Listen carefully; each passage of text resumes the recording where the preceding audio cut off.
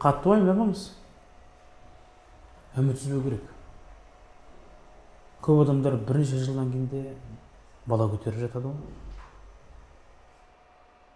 Маған жасырмай айтыңызшы.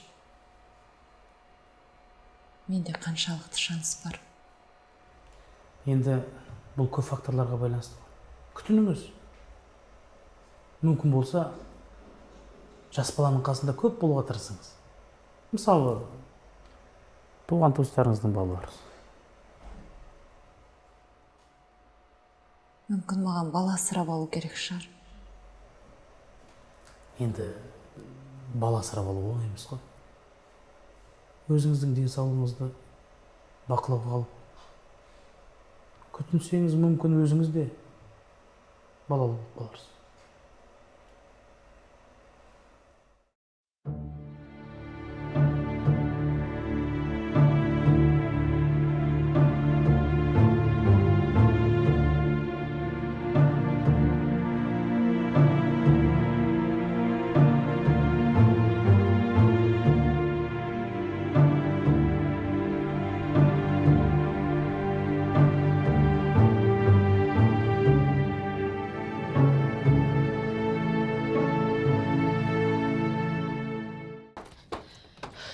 Оптимус! Оптимус! Оптимус!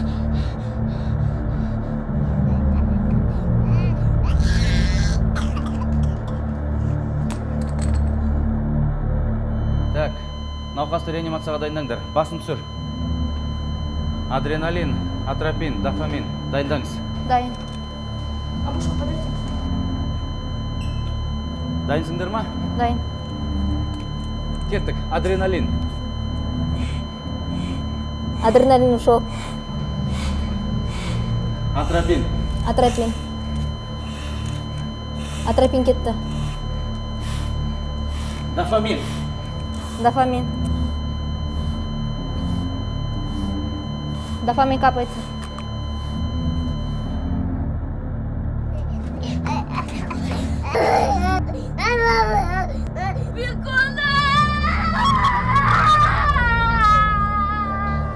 Ол менің балам! Тиме оған! Бермеймін! Тиме оған!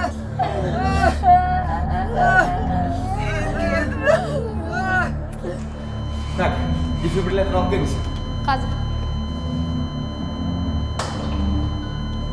Дефибриллятор. Дайын. Так, 200. 200 дайын. Так, 300. 300 дайын.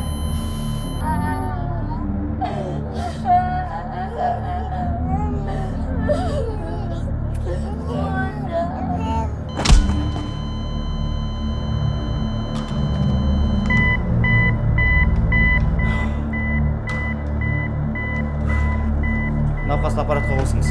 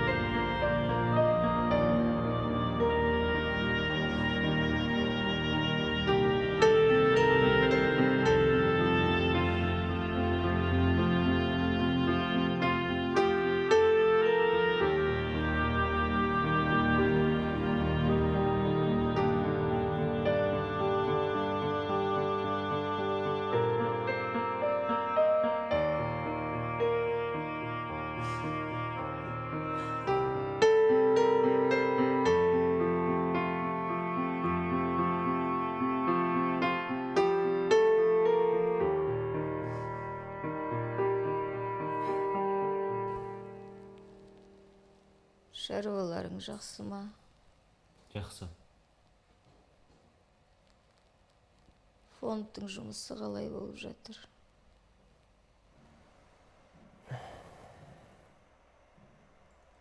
Жұмыс тоқтап тұр. Бұйырса, ол жұмысты әлі-ақ өзің жүргізесің.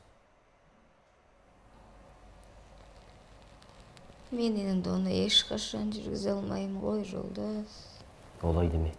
Жақсы сөз жарым ырыс. Мені жұбатпай-ақ қой.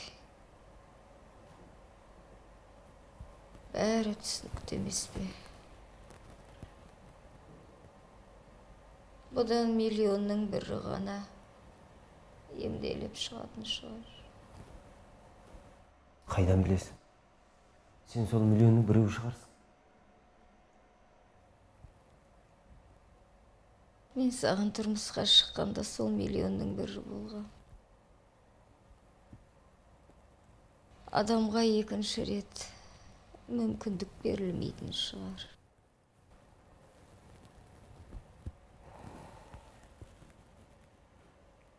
Менің саған өтінішім бар.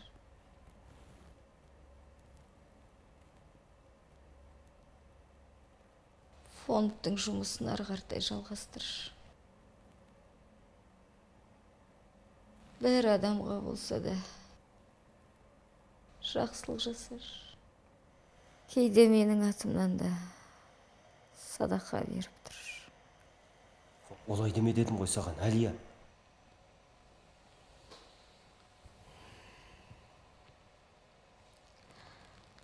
Жолдас, уәде берші маған. Садақа беріп тұрасың ғой, иә? Сен білесің ғой. Мен бұл фондты жалғыз басты әйелдерге көмектесу үшін аштым. Мен кеткен соң да жұмысымды жалғастыршы. Иә деші. Иә деші, жолдас.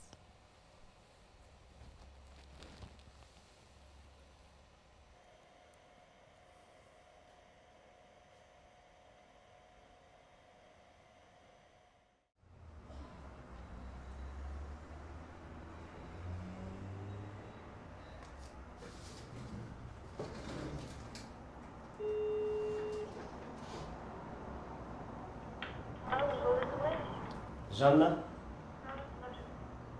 Мейіржанды шақыршы.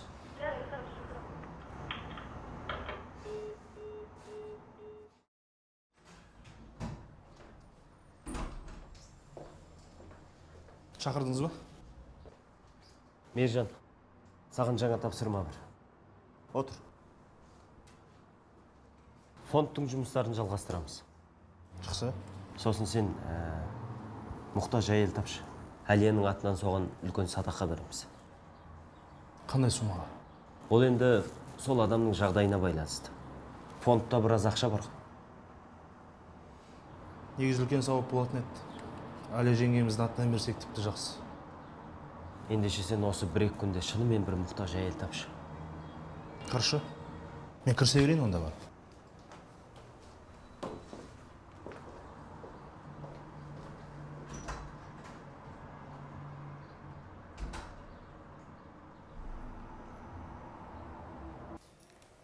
Міне заттары.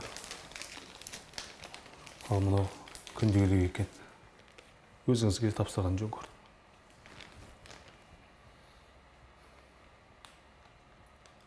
Рахмет. Жақсы. Жолдас. Біз енді қолдан келген бәрін жасадық. Білем Айдын. Ажал келсе, бір сәтте аялдатпайды ғой. Егер адам жаны дәрігердің қолында болса, онда сен аянып қалмас едің.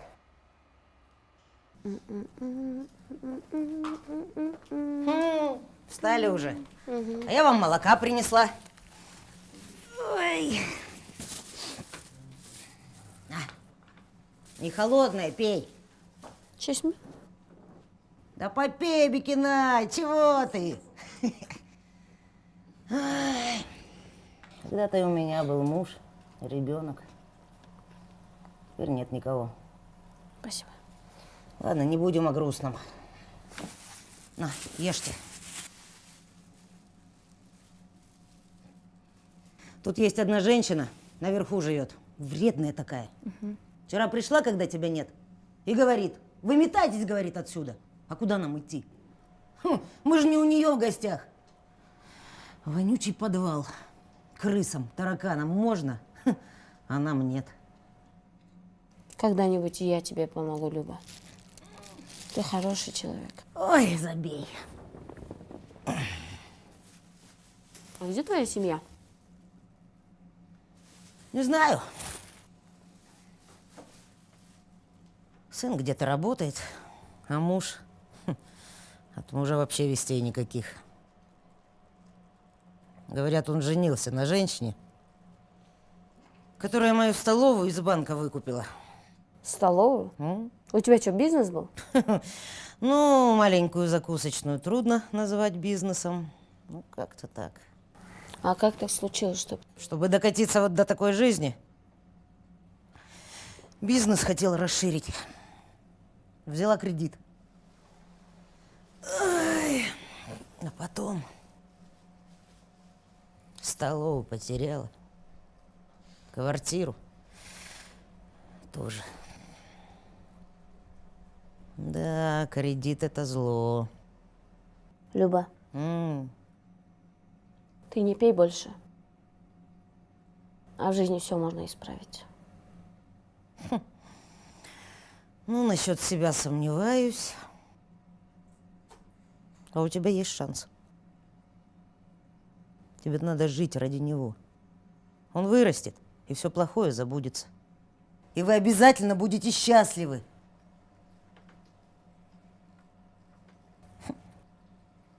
А когда твой муж умер?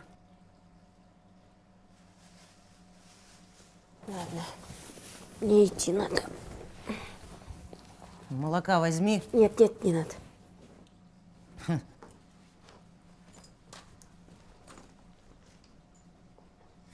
Мазурики, вставайте.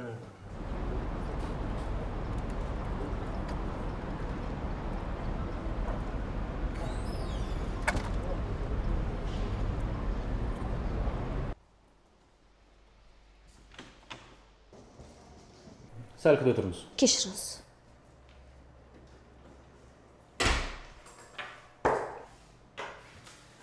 Жақсы, сау болыңыз. Кіріңіз. Сәлеметсіз бе? Сәлеметсіз бе? Мына батырдың есімі кім? Бекжан.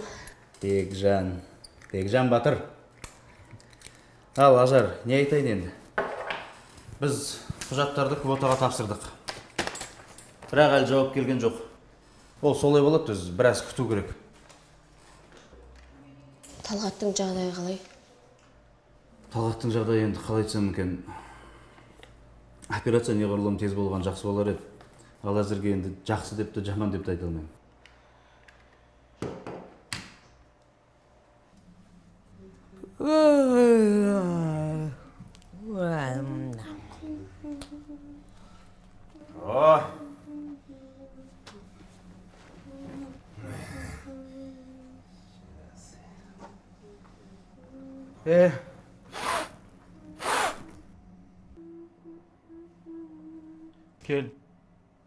Кел, отыр. Іш бізбен, кел. Отстаньте от нее. Ты вообще молчи, тебе слова не давали. Гад.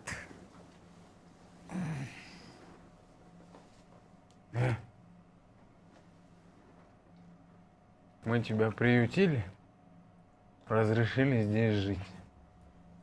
Теперь ты составишь нам компанию. Пойдем.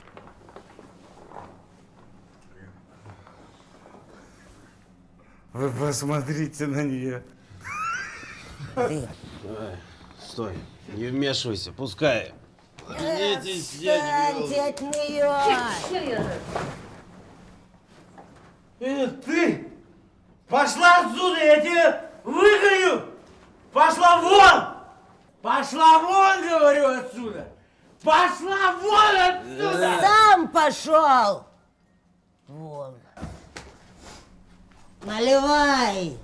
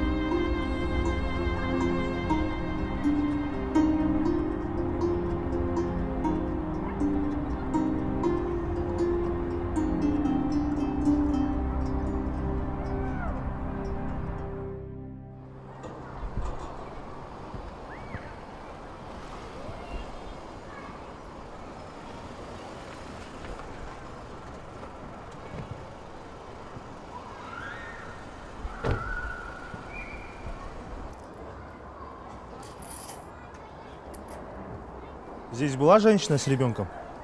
Что? Я говорю, здесь женщина была с ребенком? Ты меня в жены возьми. Что? Будет у тебя и жена, и ребенок. Эй, мужик! Дай денег, а. Сейчас тебе деньги.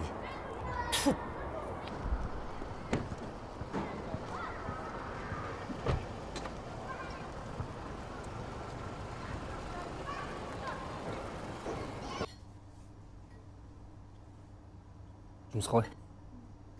Жақсы. Болады, бір ал. Сен жұмыс істеп, бізді ұмыттың әбден.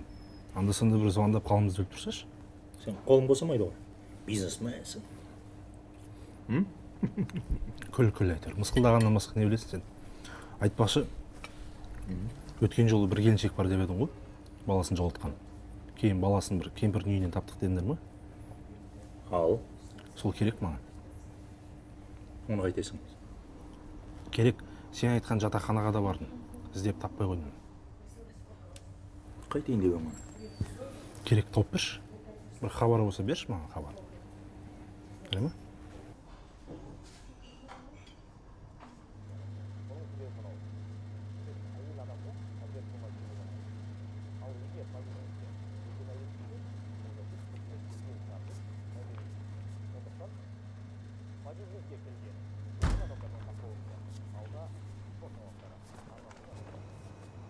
Сәлеметсіз бе? Сәлемет па? Бір булочка бар. 170 теңге.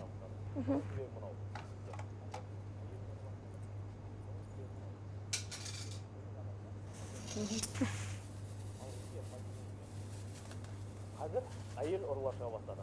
Оның себебі мынау. Сіз әйел адамды пәтер қылмайды деп ойламайсыз. Ал егер подъездіңізде бөтен әйел жүрсе, онда сіз көршілері келген шығар деп мән бермейсіз. Сұмдық.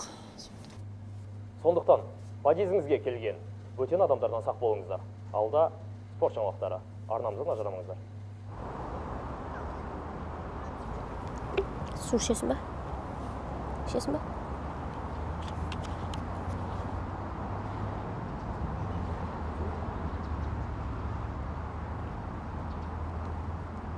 Сәлеметсіз бе? Сәлеметсіз. Қалыңыз қалай? Жақсы. Мен осы маңда тұрам. Жұмысым да осы жақын маңда. Ылғи өтіп бара жатып, сізді байқаймын. Сіздің балаңыз ба? Е.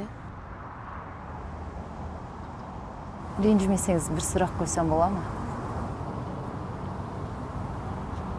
Сіздер осы паркте түнеп жүрсіздер ме?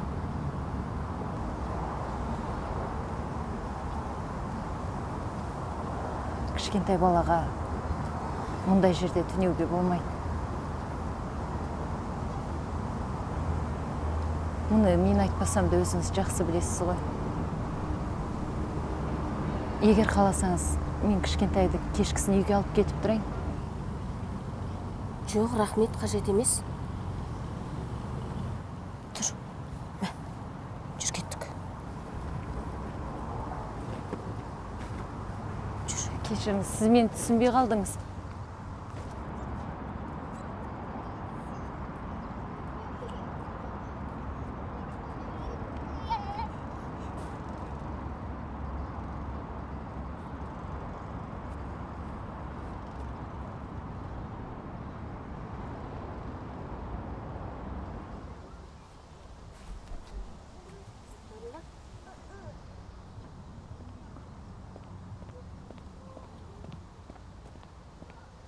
Кешіріңіз, менің сізге көмектескім келеді.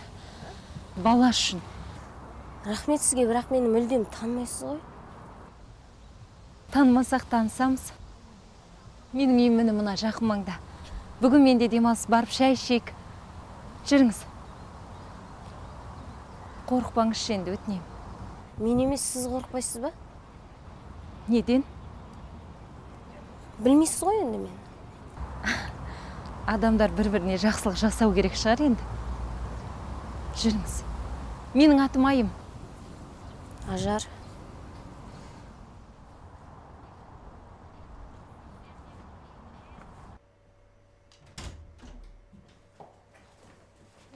Кіре бер.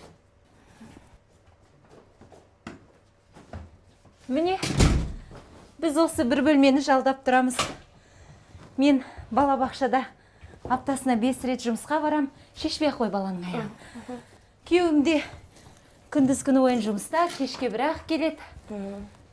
Мен ылғи да кіммен шай ішем, кіммен әңгімелесем деп адам таппайтын едім. Жақсы болды енді екеуміз қазір әңгімелесіп шай ішеміз. Қолымызды жуып алсақ болады ма? Әрине, мына жақта. Жүре ғой. Бара ғой. Бек қош.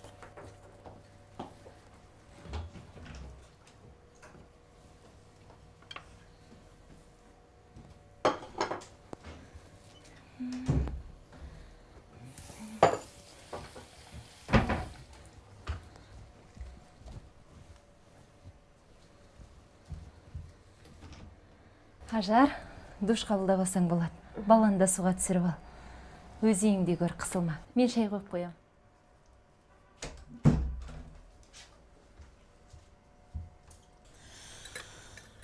Ажар, мен сізден ештеңе сұрамаймын. Ыңғай келгенде өзіңіз айтарсыз. Бірақ бір өтінішім бар. Баланы далаға қондырмаңызшы. Түннің кесірі болады, ұры-қары бар дегендей. Қаласаңыз егер, осында қонып тұрыңыз.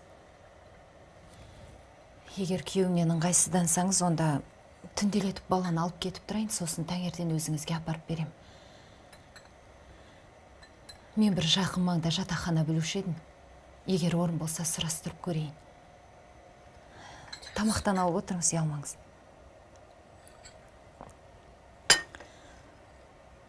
Өмірде түрлі сынақтар болады. Әркімге әрқалай беріледі. Және адам көтере алатын сынақтар беріледі. Бүгін біреу бай, ертең кедей. Дүние алма кезек деген. Ең бастысы, ештеңеден үміт үзбеңіз.